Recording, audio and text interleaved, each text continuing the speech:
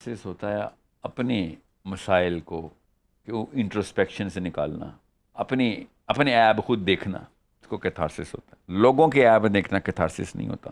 ٹھیک ہے، کیتھارسس ہوتا ہے میں نے کیا غلطیاں کی، جاؤں پیچھے جاؤں. انٹروسپیکشن کا مطلب ہے اندر سوچ میں جاؤں کہ میرے ویکنیسز کیا ہیں، میری کوتاہیاں کیا ہیں، میرے اندر عیب کیا ہیں، کیوں آئے، کہاں سے شروع ہوئی اور میں نکلوں. یہ بیانیے جاری کرنا لوگوں کے بارے میں، یہ کیتھارسس نہیں ہے.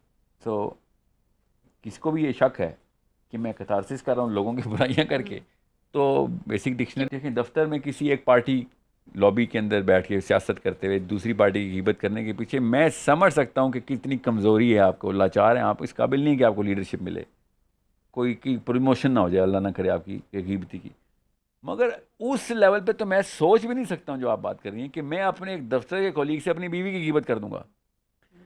یہ صرف غیبت نہیں ہے، یہ اتنا ایک کوئی نچلا درجہ ہے نا. ایک انسان اگر اس درجے پہ بھی گر گیا ہوا ہے تو اس کی تو بیوی ہونی نہیں چاہیے تھی. اس کو تو اسی وقت الرٹ کرنا چاہیے کہ بیوی بیگم جاؤ خلا وہ کرو، تمہارے میاں نے دفتر لوگوں میں پرچار شروع کر دیا ہے. اس لیول پہ وہ ڈیمیجڈ ہے. سو ایسے بندے ایٹ لیسٹ اللہ نہ کرے بچے نہ پیدا کر رہے ہو نا، پھر وہ بنا بچوں کی غیبت شروع کر دے گا. سو آئی انڈرسٹینڈ جب خاندان میں ایک نند بھابھی کی غیبت چل رہی ہے، I do not agree to it, but I understand کہ بہانہ کیا لگا.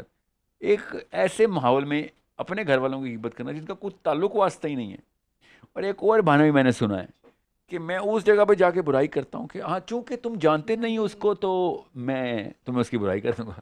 آپ کو میں بتا رہا ہوں آپ کی اپنی نفسیات کمزور ہو رہی ہیں کسی کی برائی کر کے، اس لیے آپ کو بیسس بتائیے کہ کوئی بہانہ نہ رہے کسی کا. آپ کی سائیکالوجی کرپٹ، ویک، بونا کر دے گی آپ کو. You are a mediate in front of that person اگر آپ نے اس کی غیبت کا فیصلہ کر لیا. ساحل صاحب، کئی دفعہ کچھ ایسے جینوئن پرابلمس بھی ہو جاتے ہیں جو فرد سے فرد کو مسئلہ ہو گیا اور وہ ہم نے کسی سے شیئر کرنا ہی ہوتا ہے. اب ایسے تو نہیں موٹیویشنل اسپیکرز اور سائیکالوجسٹ اور سائیکیٹرسٹ کی چاندی چمکی ہوئی ہے.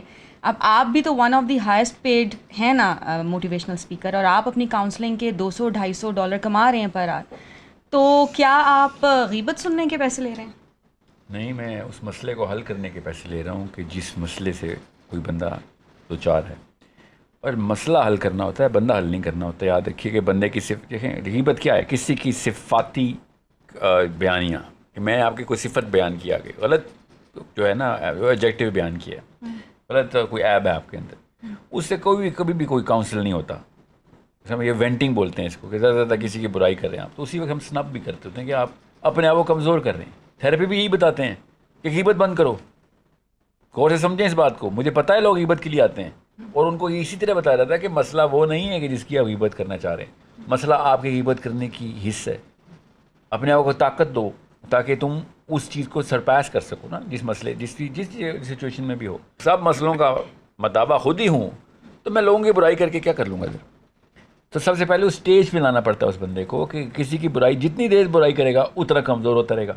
اور